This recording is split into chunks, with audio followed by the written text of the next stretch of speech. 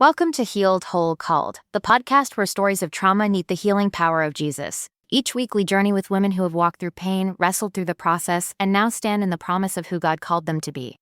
This is more than storytelling. This is sacred space, where honesty is welcome, healing is possible, and hope is alive. And now, here's your host, Wendy Melrose. Hey everybody, today I'm honored to welcome my friend Sohma Rae Hathaway, a wife, mother, and deeply gifted artist whose creative work helps others find hope and healing through Jesus Christ. Sohma is known for weaving allegory, faith, and symbolism into her art, not to impress, but to remind us of who we are and why we're here and what we can truly hope for. She's walked through profound adversity, including a 7 out of 10 score on the adverse childhood experience test. She'll have to tell me what that is. Okay.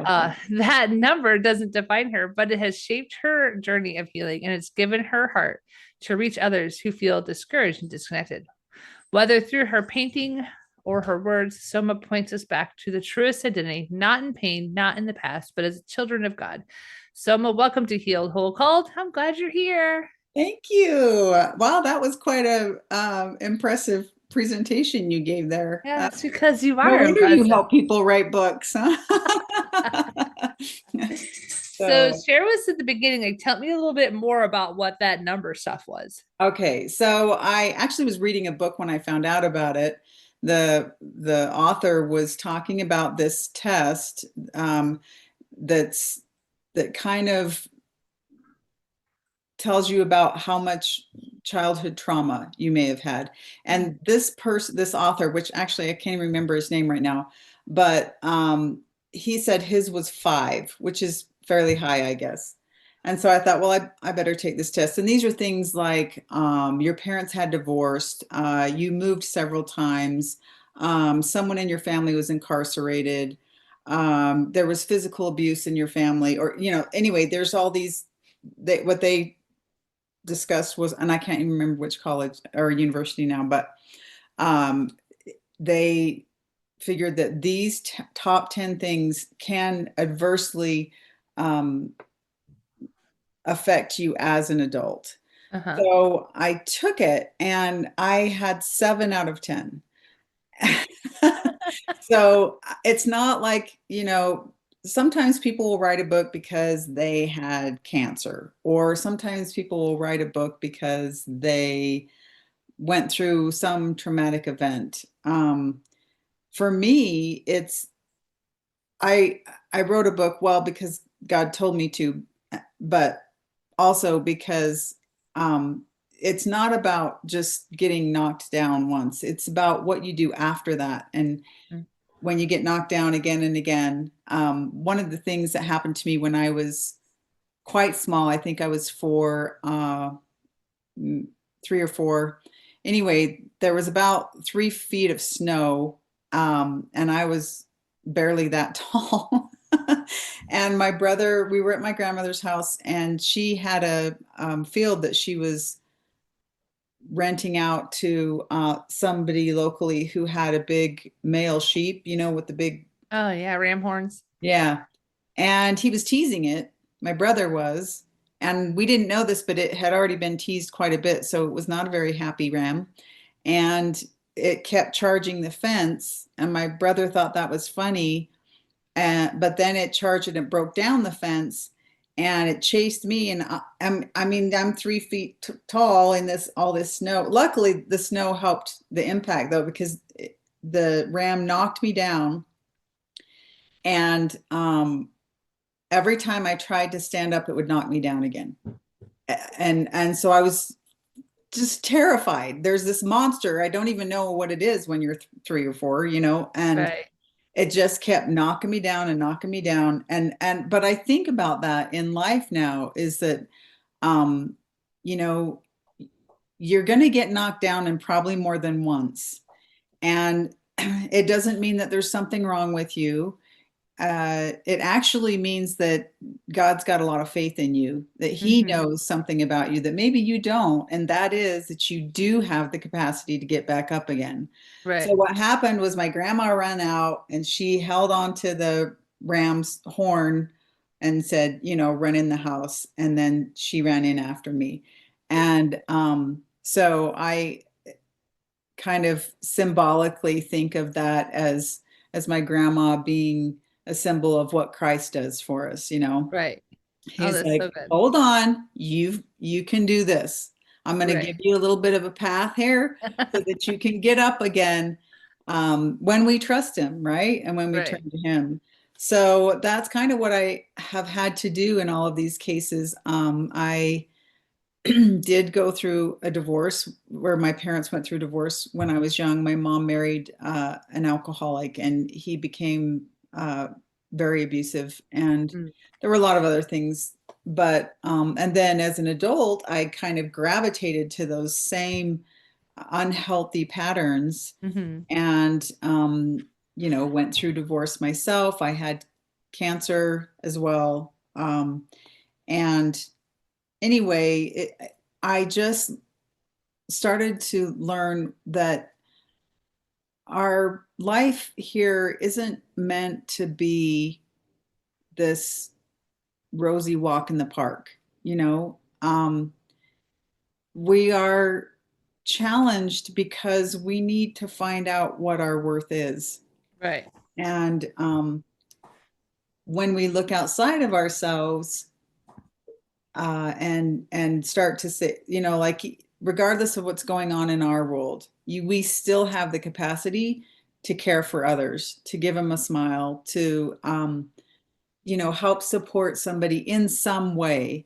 And when we do that, that helps us through that lull or that low that we've had. So yeah, it's been a long learning process, and all of life is that, right? Right. I only know what I know at this point, and hopefully later on down the road I'll be able to say, yeah, well, now I know more. Yeah, right.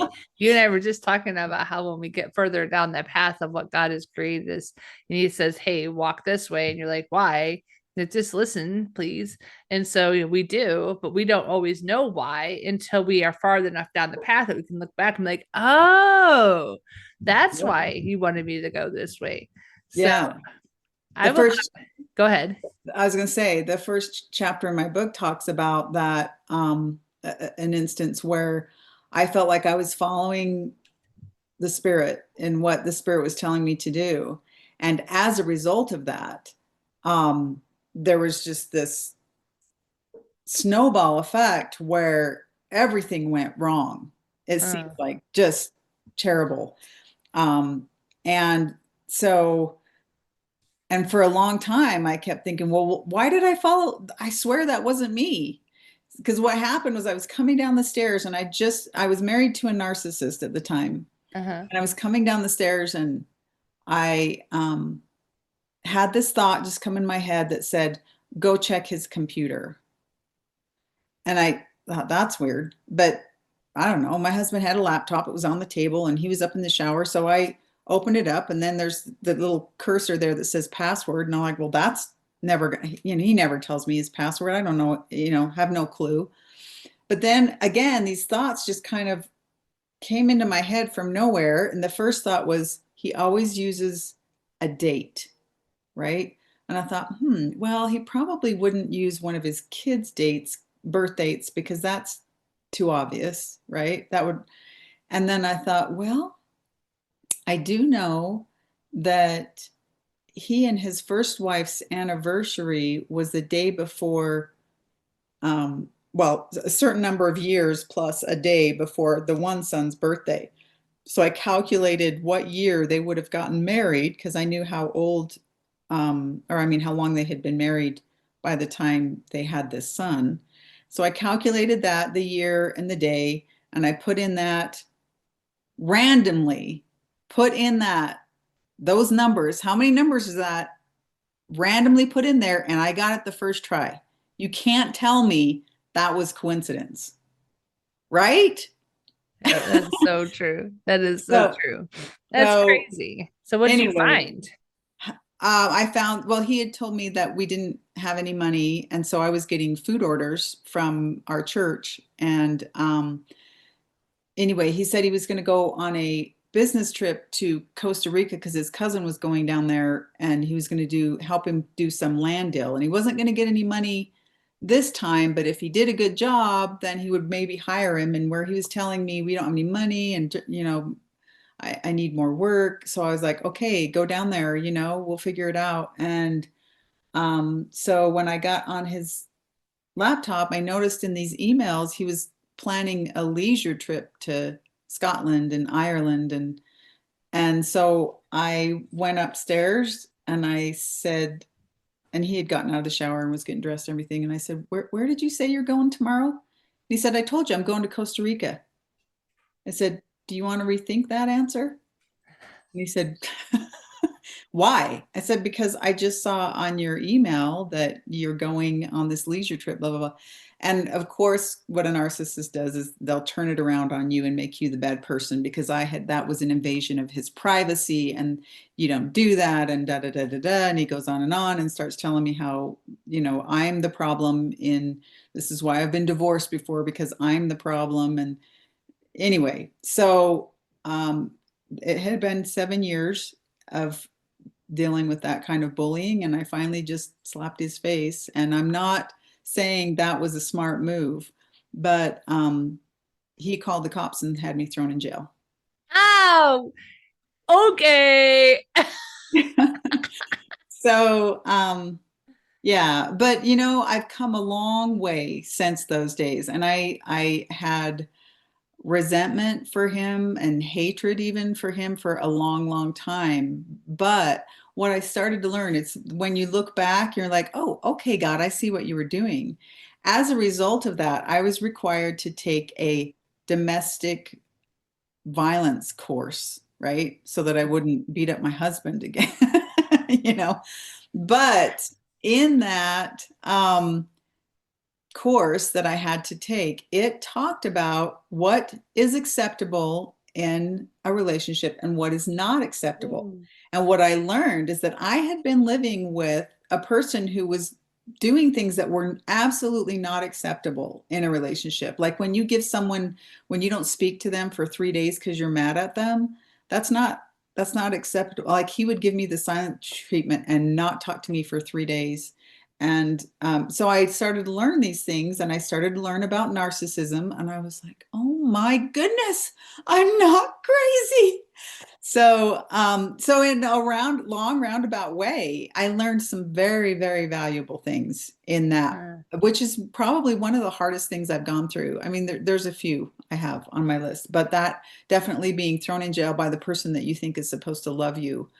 And then he left, by the way, to go on his trip the next day. And I had a restraining order against me, so I couldn't go back to my own house where my children were alone because they weren't his kids, they were my kids.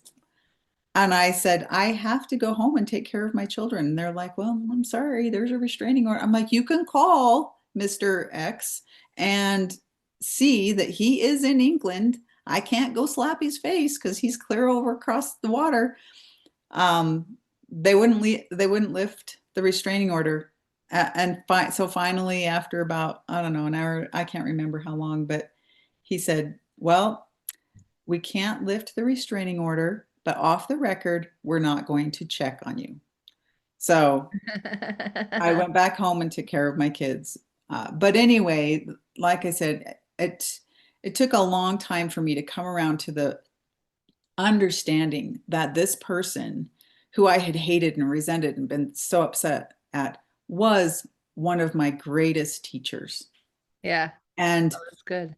And still to this day, I've learned a lot more from that one person about myself, about what tendencies I had, what I needed to work on myself. This wasn't about something that he was doing wrong. Yeah. This was about me being attracted to the wrong types of relationships and why I do that.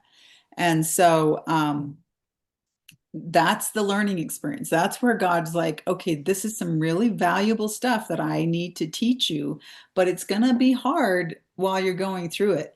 And the key there is faith, right? How many times in the scriptures is it always talking about faith, faith, faith, faith, right? But we can't show faith without a scenario in which it seems like there's no hope, right? Right. Because Right. that's where faith shows up. Right. That's so good. Oh, So then tell me about the process when everything began to shift. What did that healing journey look like? oh, it was a long one and it was a painful one. Mm-hmm. And I actually got mad at God for a while.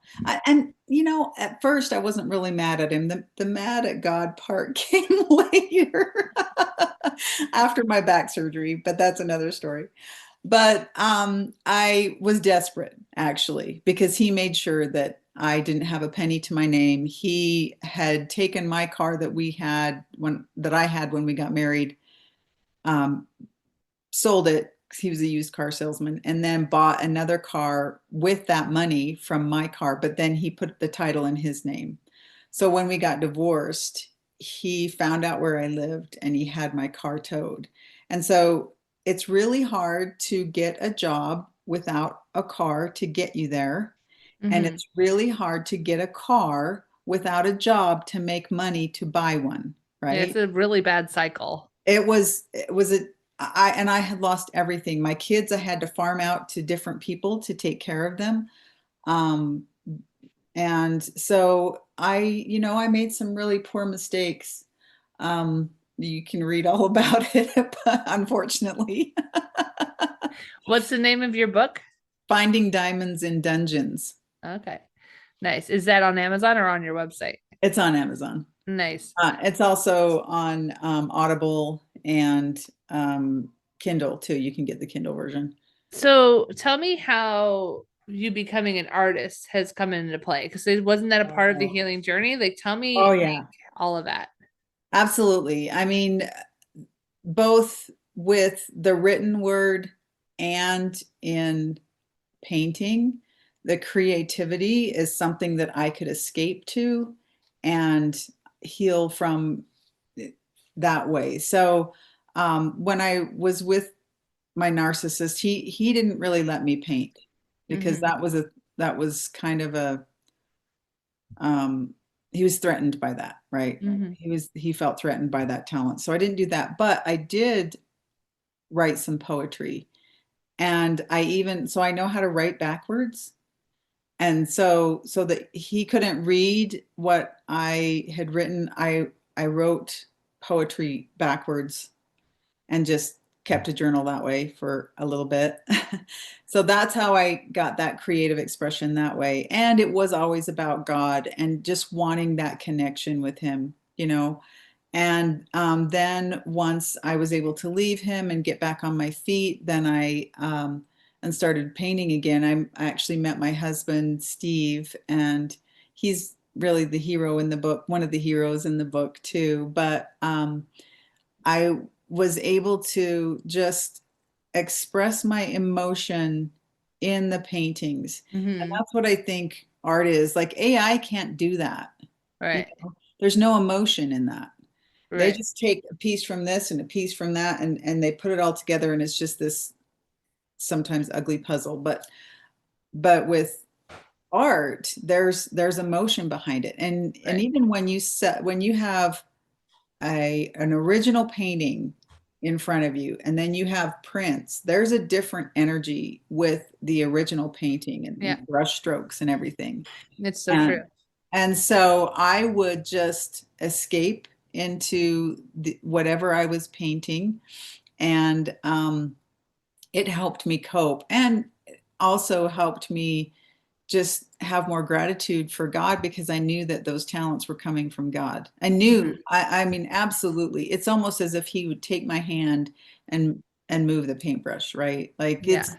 because sometimes I would sit back after doing a painting and go, I don't even know how I did this.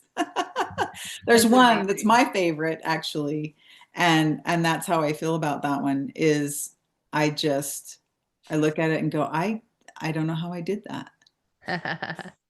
You just get in the So zone and you don't remember how you do it, right? that's so right. And I mean, the same thing comes like with any time that because God created us to create. And That's so right. it doesn't always have to be painting or drawing or pottery. it can be gardening, it can be, you know, creating life, right?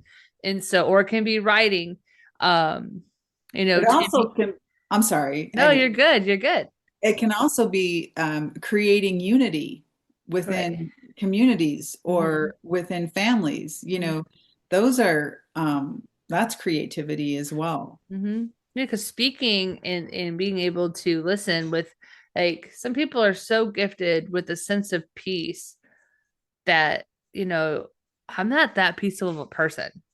And I will never be that peace. I mean, no matter, I'm like, you know, the gifts of the spirit or the fruit of the spirit. And I'm like, those are things we can all be. But to me, I think there's different levels of it.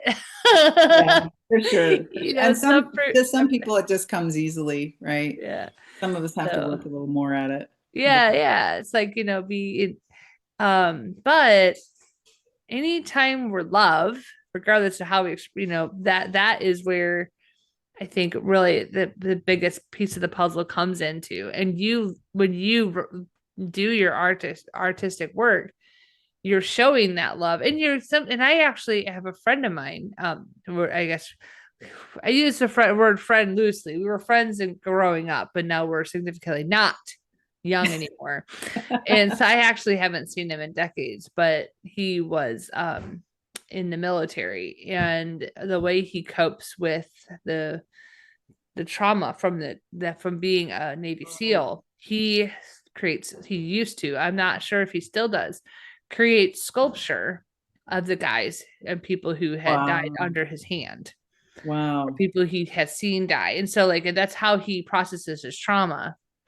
And Yep. so, you know, God gives us ways to process trauma, because in order to move on, you have to go through the pain. You can't just ignore it. That's right. Well, you can't ignore it, but it won't heal. Yeah, that's right. You can keep trying to cover it up with other stuff, you know, alcohol or Right, right, distractions or but really what it does instead is it just kind of starts to fester. right. And so it's best just to hit it face on and just say, this is where I'm at. And you know, it was really hard for me not to get mad at God when I went through my back surgery because I afterwards was in much more pain than I ever was before. And I found out 2 years later that he had actually fractured the bone, Mm. um, but of course didn't want to um, claim any responsibility. So for all this time, I was like, "What is wrong with me? Why can't I walk?" And the pain was just like I thought a person would pass out before they have experienced that much pain. And so I Mhm. did. I took it out on God, but He's such a patient God. Mhm. He doesn't stop loving us. It No, doesn't, he can you know. handle our anger. Yeah. And so he helped me through that process. And, you know, sometimes when we're called to do something, um, we can either completely dismiss it, like that wasn't God telling us that, or we can just get upset and be like, well, you know, I'm in constant pain and I don't know why you expect me to, you know, blah, blah, blah. Excuses, right? We can come up with Mhm. excuses. Or, you know, we can dismiss it as yesterday's lunch, whatever. But I think what sets us apart isn't being some kind of a superhuman that says, oh, well, I'm okay, I can do this. You know, we look around at other people and we think, well, I just can't do what they've done. When really, there's just one thing that I've noticed that is very helpful, and that is to recognize where those feelings of not being good enough are coming from, because Mm. just as there is a God, there is also opposition to that, and there is Right. Satan, and he will try to throw you. And if you feel, especially like you're getting hit down time and time again, what that could be telling you is that Satan knows your worth, and he's scared of you. That's right. So That's kind of exactly right. look at it from that perspective. And then I, you know, stopped getting mad at God. And I also learned that you can actually be at peace when you're in excruciating pain if you can focus on your Savior, Jesus Christ. Right. In fact, there was a talk that I listened to a few months back. It was just amazing. It was about the 10 lepers, right? And they all get healed, but only one of them comes back and tells Christ, thank you, right? And he says to him, thy faith hath made thee whole. So all of them were healed, but only one of them was made whole.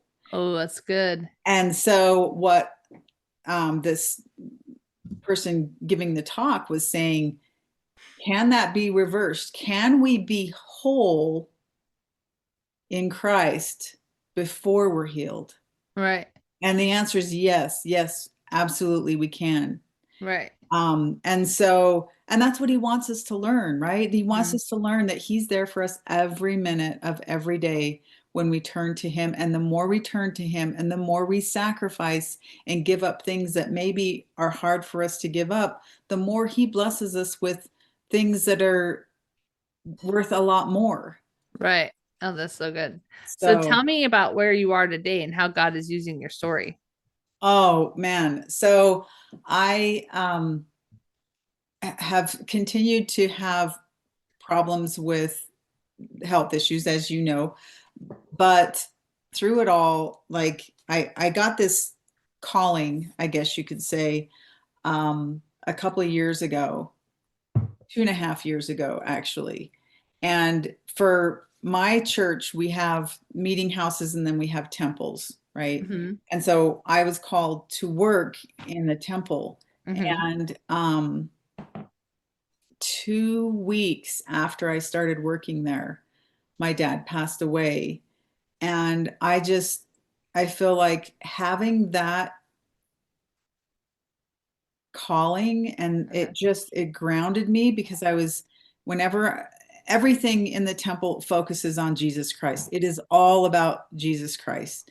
And so being able to have that, it's like working in a work situation where every 3 minutes you hear the word Jesus Christ, right? You can't not be thinking about him. And so it helped me so much get through that. That particular year, we actually had 7 significant deaths. Mm. Starting with my dad, and then my best friend's son passed away, my favorite aunt, and my husband's nephew. I had 2 other aunts that passed away, and then my brother passed away almost a year to the day that my dad had passed away. And I don't know where I would have been if I hadn't had that calling. And this wasn't, I mean, it wasn't easy. It's like I had to get up at 3 and 4 in the morning to go to work. And that was giving up my sleep. And admittedly, it was kind of hard at first, but after a while, the blessings that came were just so much more than what I was putting into it. Right. And now 2.5 years later, it is my favorite. It's my favorite thing of all. I Okay. would rather be in the temple than in Costa Rica on some, you know, amazing trip. Right. It's a wonderful thing. And part of that too is that you are serving other people. So when I'm working at the temple, I'm serving the other people that come into the temple. I'm helping them. And so you can't be thinking about yourself when you're thinking about helping these people. Mm. So I think that's um, where God has just been blessing me. And I was telling you earlier, we moved into this neighborhood that's just amazing. And I have felt so much support and love. More so, it was almost like my whole life I've been moving around. I've moved something like 40 something times. I lost count. And it's almost like I've been moving around my whole life and I finally came home. Aw. And so, yeah, God will bless us with the things that we need in our life when we turn our lives to him. And that means, going to our scriptures every day if we can, every day. because the natural man, or the tendency of all of us, is to not go that route, right? Right. And the only thing we really have to give over to God is our will. Yes. That's true. So I'm learning that. And so that's where I'm at in my journey right now. He's finally making a way for me to get back into my painting. And I've started a couple of paintings that have started to go really well. And that's always a comfort. It's not easy. People think that if you're an artist, you can just sit down and paint something, but it still takes work and effort. And Divine inspiration. yes, that Yeah. too. And that's a real good reason to want to be having everything right in your life. I want to be doing a good job in Yeah. life. I want to keep the commandments if I can, or do my best, and then rely on the joy of repentance when I can't, because that's the process, right? We're not supposed to Yeah. be perfect. We're just supposed to turn to Him whenever we can, and hopefully our path is slowly but surely coming more in alignment with how Christ would behave, how he Right. would act. So That's good. that's the goal. So what would you be willing? Would you be willing to speak a word of encouragement, or would you prefer to pray over the audience and anyone who might be in a similar place? I would give encouragement, Okay. and that encouragement would be, do not be hard on yourself, right? When you make a mistake, or when you just feel, I've struggled with depression before. And so I've been on the floor in fetal position, just not even wanting to continue to exist, right? So to those people who have felt there, or who are close to there, do not let Satan tell you that you are worthless, or that you can't do this, because you'll hear that. You'll hear, I can't do this. Right. But when you couple that determination, that knowledge that you do have the ability, combine that with faith. Faith, I mean, it's in the dark, that moments before we get to the end of the tunnel. That's where we show our faith. That's where we push forward, when there's no reason, no logical reason around us to keep going. Right. But when we do that, when we push through the dark, then you just wait, because there is light at the end of the tunnel, and God will bless you in abundance, in ways that you didn't even know you needed. Right. You just don't give up faith. I have just one quick story to illustrate that. One time when I was actually in fetal position, I was trying to finish my book, and it was causing a lot of PTSD when I was trying to write about the narcissist that I was married to. And I was in a lot of pain after the back surgery. So I'm laying there in fetal position, and I thought about a song. In fact, I think this is in my book. I thought about a song that right now I can't even really think about it. It was something about, like, where are you, right? Like, and I was thinking, where are you, God? Like, what, why haven't you come through yet? I'm done.